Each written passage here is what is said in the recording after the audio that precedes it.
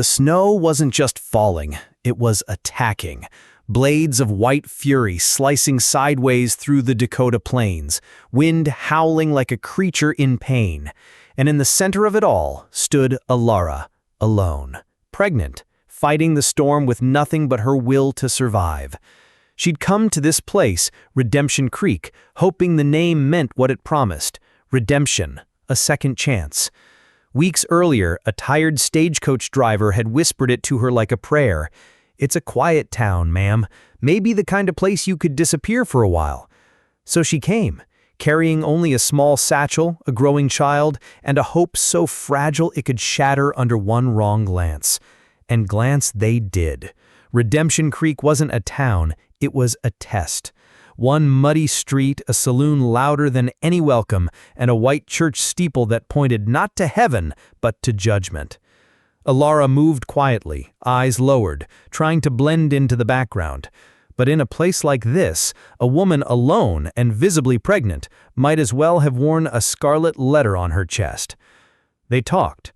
The women outside the mercantile stopped their gossip when she passed.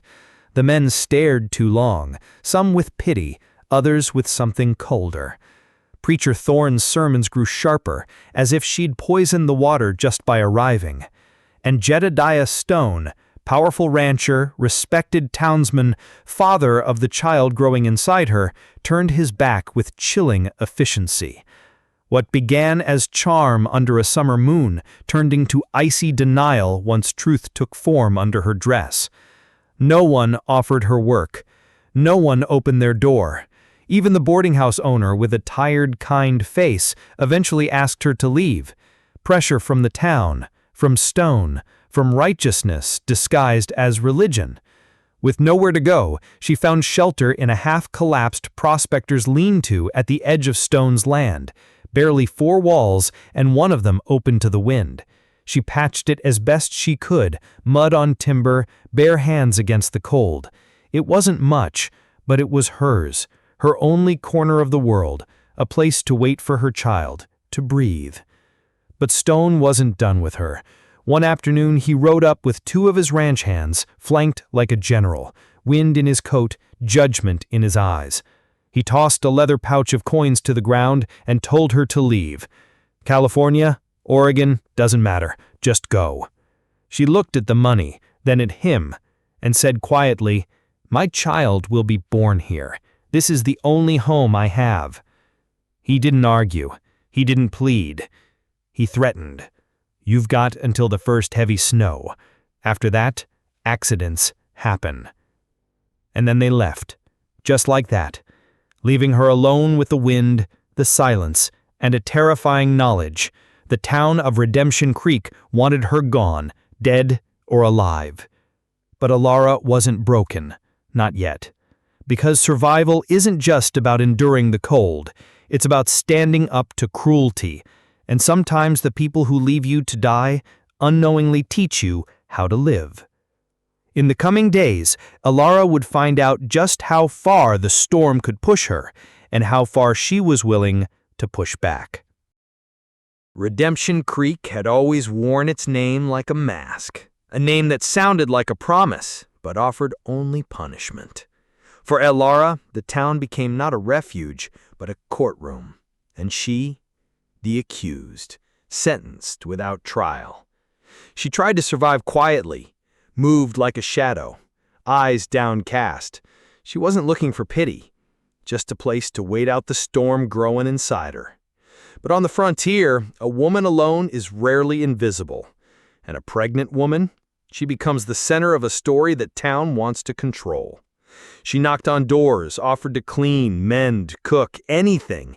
Each time she was met with the same polite cruelty. Nothing today. Behind those smiles were walls higher than any frontier fence.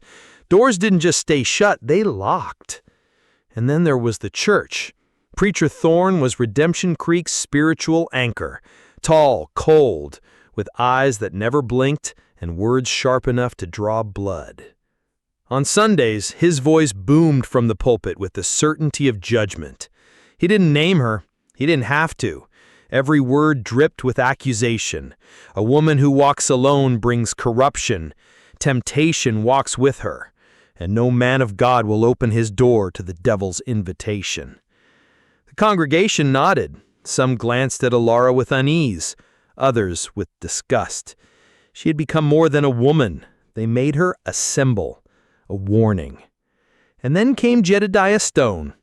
The man who had once whispered sweet promises beneath moonlight now pretended she didn't exist. He had power here, owned the land, paid the wages, shaped the narrative. When her belly began to show, he changed, denied her, claimed she was trying to trap him, called her a liar. And in Redemption Creek, his word outweighed hers like iron to dust. Whispers followed her like a second shadow. The town didn't care about the truth. They cared about appearances, respectability, silence. And Stone, with Preacher Thorne at his side, made sure hers was the only voice that no one heard. Even the widow who had offered her a small room finally caved. With trembling hands and a sorrowful voice, she told Alara she needed the space back. Pressure, she said. Regret in her eyes, but not enough to help. So Alara was pushed to the edge, literally, forced to find shelter on the outskirts of Stone's property, far from the town, far from safety. The message was clear. You don't belong here. You never did. But here's the truth about people like Alara, those the world tries to erase. They adapt. She patched holes in a broken lean-to with mud and branches, lit small fires with shaking hands, slept with one ear open because even the wind felt like a threat. And still, she stayed, because while Redemption Creek saw shame, she carried something sacred, a life. And despite the lies, the sermons, the locked doors, Alara refused to disappear.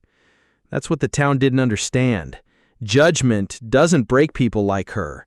It reveals them, shows who they really are beneath the weight of rejection. And in Alara's silence, in her persistence, a different kind of strength began to rise, one they could neither name nor control. One late afternoon, the sky above the Dakota Plains darkened, not just with clouds, but with something heavier, intent. The wind, already biting, dropped into an eerie hush. And then came the sound of hooves. Jedediah Stone arrived like a storm you saw too late to outrun. He sat tall in the saddle, flanked by two of his ranch hands, their faces cold, unreadable, like stone statues carved from winter itself. Alara, gathering sticks for her fire outside her makeshift lean-to, stood still. She didn't run. She didn't plead. She'd already learned that mercy wasn't something men like Jedediah offered, especially not to women like her. "Alara," he said flatly, voice sharp as a blade dulled by repetition, "this needs to end." She didn't move, just straightened her spine and clutched the dry branches tighter. "What needs to end, Jedediah? The lie or your guilt?" He avoided her eyes, looked out over the bleak, endless horizon, like the answer might be hidden in the wind. Then, with practiced detachment, he reached into his coat and pulled out a worn leather pouch. It jingled, coins, more than last time. Still not enough. "I'm being generous. Take this, go west. California, Oregon, anywhere but here." The pouch landed in the dust near her worn boots with a soft thud that echoed louder than his words. And for a moment, everything hung still. That's the part men like him never understand. They think money buys silence, buys erasure, buys freedom. For them, not for the ones left behind to carry the consequences. Alara looked down at the pouch, then slowly back at his face. What flickered in her eyes wasn't fear. It was weariness, sharpened by contempt. "My child will be born soon, Jedediah," she said quietly, without looking away. "Here, This is the only home I have left." His jaw tightened. The mask slipped. "That brat ain't mine, and this shack, it's an eyesore on my land." He signaled to the men beside him. Their hands brushed too casually against the butts of their rifles. "You got until the first heavy snow," Jedediah said, his voice now colder than the wind that sliced between them. "If you're still here, well, winter can be cruel. Accidents happen." One of the ranch hands smirked, spit tobacco near her feet. "Best move along, ma'am. This ain't healthy country for strays." That's how they saw her. A stray. A problem to remove. A secret to bury before it grew legs and called him father in front of someone important. But Alara didn't flinch. She bent down, not for the pouch, but for her firewood. Slow, deliberate, steady. "I have nothing left to lose, Jedediah," she said, her voice like frost on steel. "Your threats don't frighten me anymore." He stared at her for a long moment, waiting for tears that didn't come, waiting for begging, regret, collapse. What he saw was something far more dangerous. Resolve. With a curse under his breath, Jedediah turned his horse. "Don't say you weren't warned," he tossed back over his shoulder. And then they were gone, disappearing into the wind like cowards dressed as conquerors. Alara watched them vanish, one hand resting on the swell of her belly. The first flakes of snow had already begun to fall. Thin, icy, relentless. But so was she. The first snow came quietly. Not a blizzard, not a roar, just a whisper. But Alara knew better. She knew it was only the beginning. Each flake was a warning, a promise of what was to come. The wind carried more than cold. It carried judgment. It carried memory. She was still there, still breathing, still standing, at the edge of Redemption Creek, in that crumbling lean-to of sticks and stubbornness. No walls, no protection, just willpower and winter pressing in from all sides. But Alara was not as fragile as she looked. She had learned long ago how to listen to the land, how to move through silence. Her hands remembered how to set snares for rabbits, how to strip bark for kindling, how to dig through snow for edible roots. Survival wasn't new to her. It was ancestral.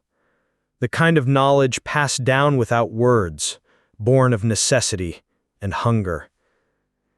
She tracked the way the wind shifted, learned which direction the worst of it came from, rationed every scrap of firewood like it was gold. She memorized the rhythms of Stone's ranch hands, how they patrolled, where their eyes lingered, not because she feared them, but because she had to be ready, always ready. And yet, even with all that grit, Alara wasn't just fighting the weather. She was fighting the weight of being unwanted. Preacher Thorne, with his Sunday fire and brimstone, had turned her into a living parable, a warning cloaked in flesh. From the pulpit, he thundered about sin and temptation, casting her image in shadows across every pew. His words didn't just instruct, they infected. Men and women alike recoiled when she approached town. The storekeepers closed their doors. Mothers pulled their children away. The ones who once pitied her now crossed the street to avoid her. Even the children had learned to throw stones. In Redemption Creek, she wasn't just poor. She wasn't just alone. She was contagion. Something to keep out. Something to let freeze. But still, she didn't leave. There's something most people don't understand about endurance. It doesn't come from hope. Not always. Sometimes it comes from spite. From a fire that says, if you want me gone so badly, You'll have to bury me yourself." Alara's silence became her shield. She said nothing, but she saw everything. The hypocrisy, the fear, the way they looked over their shoulders after hurling their insults, as if some part of them knew what they were doing was wrong. She had nothing left to prove, only something to protect. The child inside her wasn't just a burden, he was a reason, a heartbeat of defiance in a world that had turned its back on her. Each day she lasted was one more step toward his arrival, one more refusal to die quietly. And as the sky turned a permanent bruised gray, as the wind sharpened its teeth, Alara held on, not just with her hands, but with her history, with every scar and lesson and silent scream that had brought her here. Because even in the loneliest corners of the world, even when no one is watching, there is dignity in surviving. And the Lara, she had no intention of disappearing. The blizzard didn't ease its way in. It came like a verdict. The wind screamed down from the plains, dragging walls of snow behind it, swallowing the sky, the trees, the land itself. Visibility dropped to nothing. You could barely see your hand in front of your face. In that kind of cold, breath turns to ice midair. And somewhere out in that white void, Alara began to feel the first deep pull of labor. It came like a warning shot, sharp, low, undeniable. Her body tightening from the inside out. The baby was coming, not tomorrow, now. In the worst possible moment, in the middle of a storm that would kill most people in a matter of hours, but Alara had no choice. Her body had already decided. She crouched in her lean-to, just 3 timber walls and a tattered blanket shielding her from the fury outside. Her fire was small, but alive, until she heard it. Footsteps, heavy, deliberate. Then came the crack of splintering wood. Through a gap in the wall, she saw them. 2 of Stone's ranch hands, wrapped in thick coats, their faces half obscured by scarves and snow. They didn't speak, they didn't threaten, they just acted. Kicked down the wall she'd spent days reinforcing, tore apart the branches, pulled free the mud she'd carefully packed with her bleeding fingers. Every piece of her shelter, every scrap of safety, ripped away by hands that saw her as less than human. The fire went out with a hiss as the snow poured in. And just like that, she had nothing. No heat, no cover, no protection from the storm or the pain now racking her spine in rhythmic waves. They disappeared back into the blizzard without a word. No gunshots, no confrontation, just the quiet efficiency of erasure. But Alara was still there, shivering, contracting, gasping. And then she stood. Maybe it was instinct. Maybe it was desperation. Maybe it was one final ember of hope refusing to die. But she turned toward Redemption Creek, the same town that had cast her out, called her a sinner, left her to rot. She believed somehow that maybe seeing her like this, in labor, freezing, bleeding, dying, someone would break, someone would show mercy. She fought her way through the snow, each step a scream inside her lungs. Her fingers had gone numb, her boots were soaked, her vision blurred with pain and ice, but still she moved forward. She made it to the edge of town, barely, collapsing against the side of the livery stable, her breath shallow, mouth full of snow. And when the figures appeared through the storm, she thought for a second she was saved. But it wasn't rescue. It was Jedediah Stone, and standing beside him, Bible clutched like a sword, was Preacher Thorne. They looked down at her, this woman half dead and heavy with child, and didn't see someone to help. They saw a problem that had crawled back. "Please, the baby, now." Thorne stepped forward. His voice carried even through the wind. "The path of the wicked leads to desolation. The storm is the Lord's judgment made manifest. Turn back, sinner. There's no sanctuary for you here." Then one of the ranch hands, just a shadow behind them, kicked a mound of snow into her face. That was their answer. So Alara rose again, not from strength, but from the refusal to die on their terms. She turned away from the town, from the false promises, from men who dressed cruelty in righteousness, and she walked back into the storm, toward death maybe, or towards something else entirely. She had made it. Somehow, against every force that wanted her buried, Elara had dragged herself through the blizzard to the edge of Redemption Creek. Snow clung to her clothes like ice-cold chains. Her breath came in short, ragged gasps. Her body screamed with every contraction. And yet there was hope. The lights of the town glowed through the storm like candles in a cathedral. She had reached the place that once promised sanctuary. She didn't expect a warm bed, but she hoped, just once, that someone would look past judgment, past whispers, past fear, and see a woman in need. But what she found waiting for her wasn't kindness. It was stone and Preacher Thorn. They stood like stone monuments in the white haze, untouched by the cold, untouched by guilt. Elara tried to speak, but her voice cracked in the wind. Still, she forced out the one word that still meant something. Please. The baby was coming.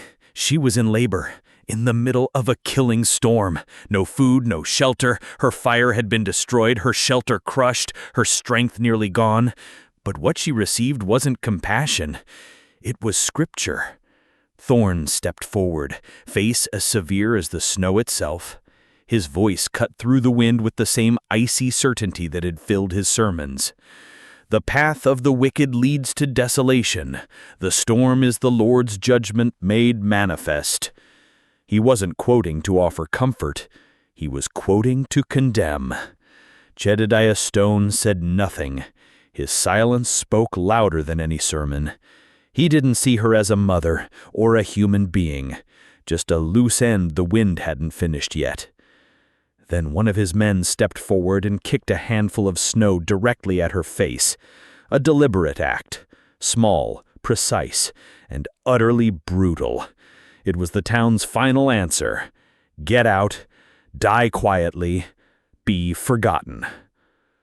Ilara's knees buckled. She collapsed, half buried in snow, her breath stolen by pain and frost. For a moment, everything inside her gave way. No fight, no voice, just the crushing silence of a world that had closed every door, snuffed out every light. And she thought, this is how it ends. The pain blurred into the storm, the cold numbing her fear, her body curling protectively around her unborn child. She whispered an apology, one meant only for him. Forgive me, little one. And yet, even in that surrender, something flickered. Not defiance, not rage, but something quieter. A thread, a breath that lingered in the air. What if this wasn't the end? What if someone, anyone, still remembered what mercy looked like? The storm raged on. The town turned its back, and Elara lay in the snow, not knowing that far beyond the town's borders, across the windswept white, a different kind of help was already moving toward her. Not because she cried out, not because she begged, but because some people still believed that life, no matter how inconvenient, how condemned, how cast out, is always worth saving. Out on the frozen plains, where even the wind seemed to forget direction, a Lakota hunting party rode through the blizzard. Wrapped in buffalo hides, moving with quiet purpose, they blended with the storm itself, shadows on white. Chief Motto led them, stoic, steady, a man shaped by winter, but not hardened by it.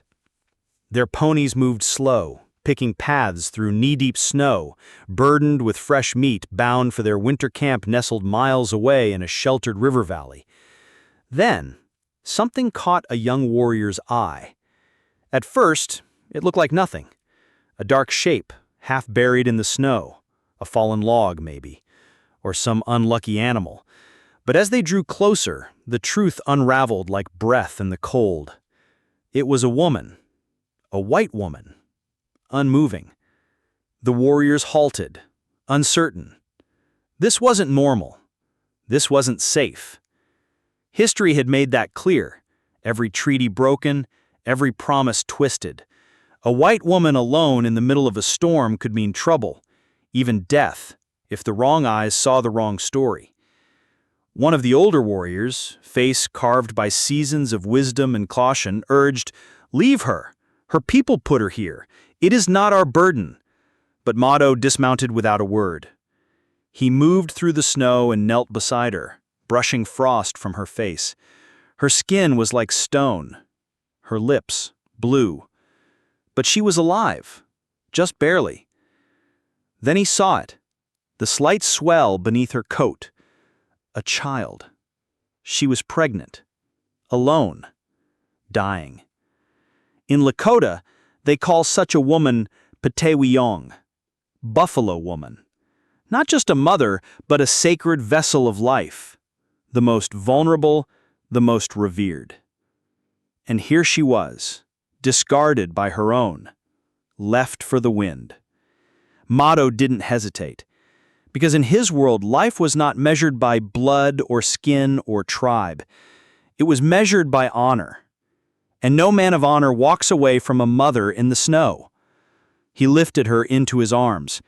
She was terrifyingly light, more shadow than body. Wrapping his overrobe around her, he whispered, "Walking woman," invoking the spirit of endurance.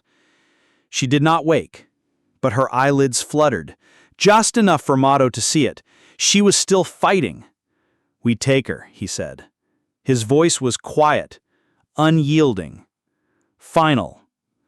No one argued, because compassion in his people's eyes was not weakness, it was strength. And sometimes, saving a life wasn't just about the person you lifted from the snow, it was about saving something inside yourself, a truth, a tradition, a belief that even in a world of cruelty, there are still those who choose kindness without a reason. As they rode toward the hidden valley, the storm howled louder behind them, as if trying to reclaim what they had rescued. But it was too late. Alara, the woman that town tried to erase, had been seen, carried, given warmth not because she was owed it, but because she was human. And in that moment, a shift occurred. Not in her fate, in her story. Because survival begins the moment someone chooses not to walk away. The Lakota winter camp lay nestled like a secret in a sheltered bend of the frozen river. Smoke curled softly from teepee tops, and the snow around them shimmered with the warmth of community, a rare living contrast to the brutal silence of the plains. Into this haven, Chief Mado rode with a burden in his arms, a woman half frozen, her breath faint, her body broken by cold and labor. Yet within her, life still stirred. When they arrived, all movement stopped. Children peered from behind flaps. Women exchanged glances. Warriors watched in silence. A white woman, unconscious, swaddled in the chief's own robe. This wasn't just unusual, it was unheard of. But Mado did not explain himself with words. He simply carried her to the largest teepee and stepped inside, the home of Chapawi, the tribe's medicine woman. Chapawi was old, small, and wrapped in layers of elk hide and wisdom. Her eyes saw everything. Her fingers moved with practiced grace. Without needing to ask, she knew exactly what Ilara was. Not just a stranger, but a mother on the edge of death. She worked fast, hands pressed against frostbitten limbs. Warm broth touched blue lips. Herbs were crushed. Prayers whispered. Other women arrived in silence, bringing what they could. Furs, hot stones, patience. Their language flowed like water, strange to Alara's ears, but not to her soul, because none of it felt like pity. It felt like purpose. Somewhere in the haze of pain and warmth, Ilara came back to herself. The storm still raged outside, but here, beneath layers of buffalo skin and unfamiliar kindness, she began to thaw. Not just her body, but her belief that kindness even existed anymore. And then the labor began in full. She cried out, once. Then again, not in fear this time, but in release. The Lakota women gathered around her, calm and focused. No panic, no judgment, just hands that knew what to do. A wet cloth on her brow, a hand in hers, gentle voices guiding her through the waves of pain, as though they'd always known she would come. It was the first time in months, maybe years, she didn't feel alone. Hours passed like lifetimes, until, at last, a sound pierced the thick air of the teepee, the high, raw cry of a newborn, a boy, alive, strong. They wrapped him in soft furs, placed him on her chest, and for a long, long time, Ilara simply wept. For the storm she survived, for the hands that didn't turn away, for the tiny body now pressed against her heartbeat. A miracle no one in Redemption Creek believed deserved to exist. Later, Chief Maddow returned. He looked down at the child, then at Ilara. In his hand was a small pouch, beautifully made from buckskin and quillwork, a gift. "For the little warrior," he said. Then he added something else, soft, certain. "You survived the Ayaton Wee, the north wind. You will be called Winyan Tawakoni, the woman who lives." And the boy? They named him Chaitan, after the falcon-eyed warrior who first saw her lying in the snow. That night, under a sky of stars not yet swallowed by history, Ilara, now Winyan Tawakoni, held her son and closed her eyes. Not from exhaustion, but peace. She had been carried not only from death, but into something greater than survival. She had been welcomed. In the heart of the Lakota winter camp, where smoke curled from teepees and snow softened the edges of every sound, Ilara began a new life. Not just survival, but a rebirth. The woman who had once been cast out, ridiculed, left for dead, was now known by a different name, Winyan Tawakoni, the woman who lives, and in that name lived everything she had earned. It didn't happen overnight. Healing never does. There were moments when the pain still crept in. Memories of Redemption Creek, the coldness of Stone's eyes, the sting of Thorne's words. But here, in the quiet rhythm of the Lakota way of life, Ilara was not just recovering, she was growing. She learned their language slowly, at first through listening, then through repetition. She listened more than she spoke, an old habit born from silence, now repurposed as respect. The Lakota didn't ask her to change who she was, they simply invited her to join who they were. Chapoy, the medicine woman who had guided her through childbirth, became both teacher and guardian. Other women showed her how to scrape hides, tan leather, sew with porcupine quills. She learned to gather berries even under snow, to read the sky before it turned, to recognize the small signs of the land that kept them alive. No one treated her like a guest or a burden. She was family now. And little Chaitan, he was cradled in warmth from the moment he drew breath, passed from one loving set of arms to another, sung to in Lakota lullabies, laughed at when he first tumbled into snow, encouraged when he took his first steps on earth that welcomed him. He didn't know he was born from rejection, he only knew belonging. Ilara often watched him play among the other children, his tiny hands grasping at snowflakes, his laughter rising like smoke into the wide blue sky. There was no fear in him, no shame, and in that she saw something sacred, a future unburdened by the past. And Chief Maddow? He never pushed, never demanded gratitude, but she could feel his presence, a quiet watchfulness that wasn't control, but protection, a kind of strength she had never known in a man before. Not forceful, not possessive, just constant. And that steadiness gave her space to become something more than the sum of what had been taken from her. Some nights, as the camp sat around fires, passing stories from one generation to the next, Ilara would sit with Chaitan in her lap and simply listen. Tales of warriors, of spirits, of animals who spoke with wisdom. She began to see herself in those stories, not as a stranger, but as a thread in the fabric. A woman not erased by exile, but rewoven into something far stronger. It's a strange thing, isn't it? To lose everything and find yourself. Because that's what happened here. Ilara didn't just survive, she belonged. And not because she forced her way in, but because people saw her as human first, before the shame, before the labels, before the storm. And that's what makes a life worth living. Not the past that haunts you, but the hands that hold you when you can't carry it alone. The wind had long since calmed. Snow melted slowly from the edge of the Lakota camp, and Alara, now Winyan Tawakoni, the woman who lives, moved through her days with purpose. Her son, Chaiton, was thriving. Her hands were steady, her heart quiet. For the first time in what felt like lifetimes, her world was still. But peace has enemies. It didn't come with a warning, just a traveler, a French trapper, weathered by the road, passing through Redemption Creek. Over a cup of coffee and curiosity, he spoke of something unusual. A white woman living among the Sioux, rescued in a storm, survived childbirth. The baby was healthy, they said. A boy, strong. She had a name now, wore their clothes, lived as one of them. To most, it was just the story, a strange tale carried by wind and distance, but to two men, it was a threat. Jedediah Stone felt the rumor hit like a blade. She was alive, she had the child, and worst of all, she hadn't disappeared like he planned. She hadn't died, hadn't gone mad, hadn't begged her way into some distant slum. She was reborn, and that fact alone put everything he'd built at risk. Because in Redemption Creek, reputation was currency, and Alara, just by breathing, was a debt he couldn't hide. Beside him, Preacher Thorne burned with a different fire. Not fear, but fury. In his eyes, this wasn't just about a woman defying shame.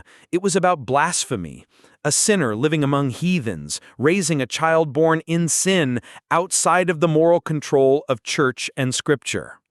To him, it wasn't a survival story, it was an affront to divine order. "She bears your issue, Jedediah," Thorne hissed. "It reflects on all of us, on the sanctity of this community. She must be brought back, properly judged, properly corrected."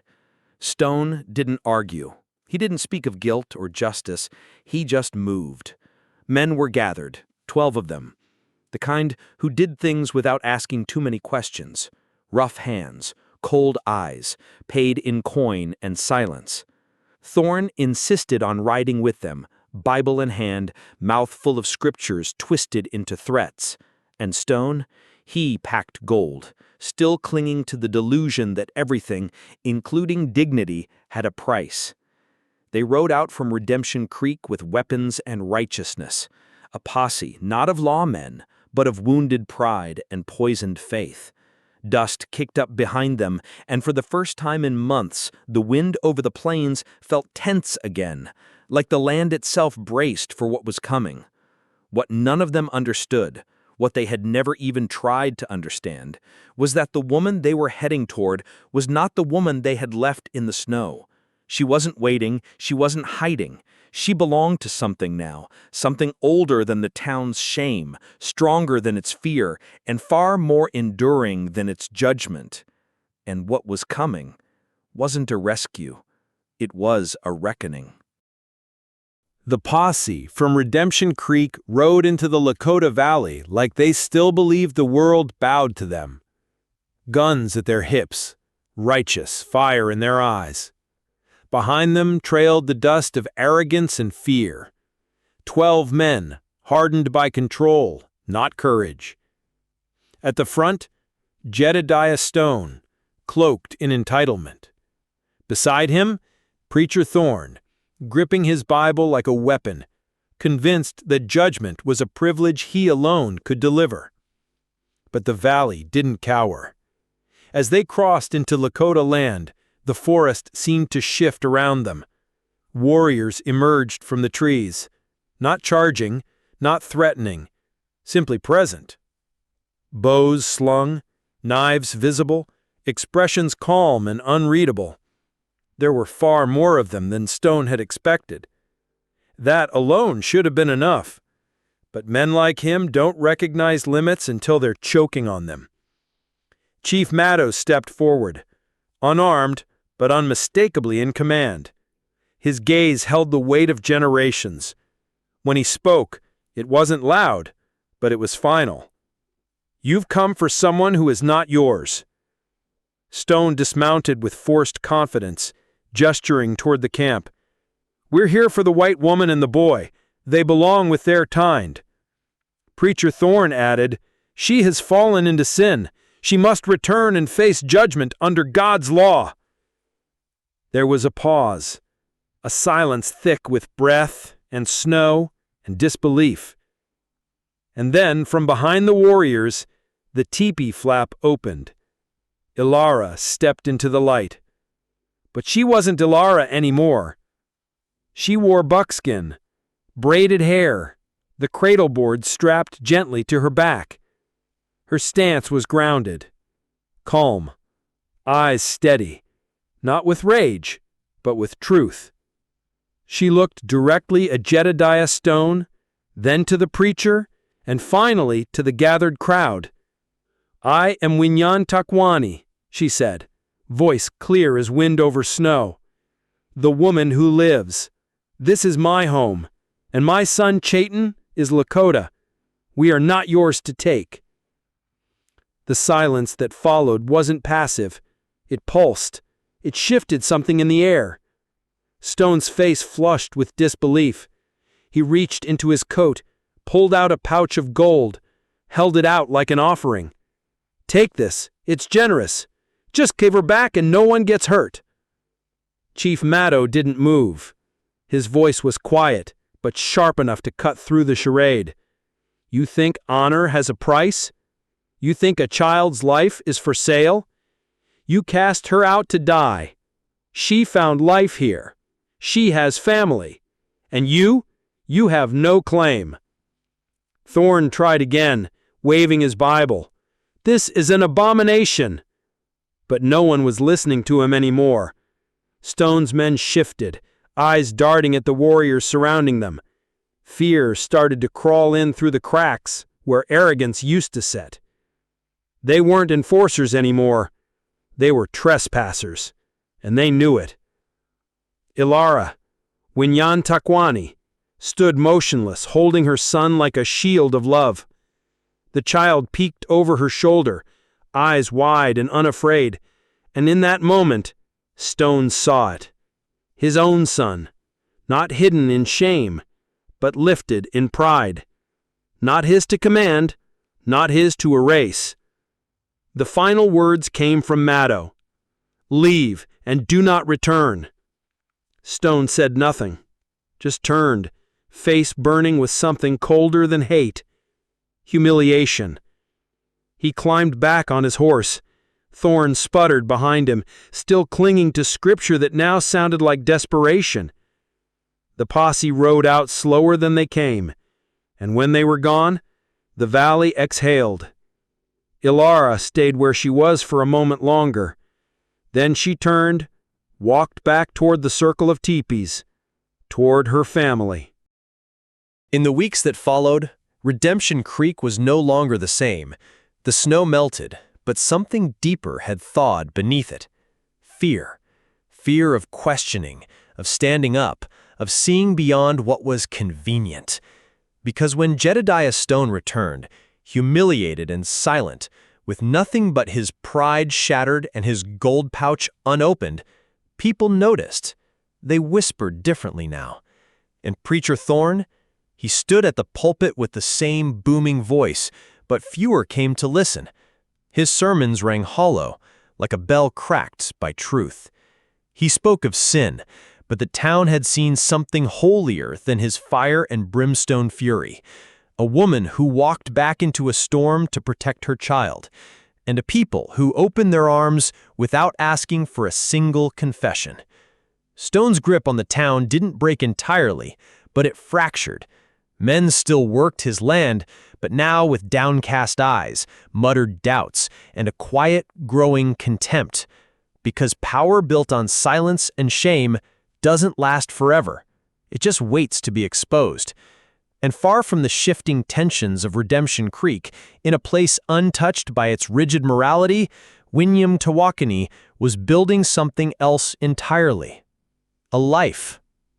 She no longer flinched at shadows, no longer counted footsteps behind her. She woke each morning to the sound of her son's laughter, of fire crackling, of stories being told in a language she now understood, not just with her ears, but with her heart. She became part of the daily rhythm, scraping hides, dyeing thread, planting and gathering, preparing food with the other women. Her hands, once trembling with fear, were now steady with purpose. And Chaitan? He grew with the confidence of a child who had never known shame. He ran freely through snow and prairie grass, his first words a blend of Lakota and love. He belonged to the land, to the people, to the warmth that had welcomed him before he'd even drawn his first breath. What Redemption Creek called a scandal, the Lakota called a gift. That's the part that lingers. Because survival isn't just about making it through the storm.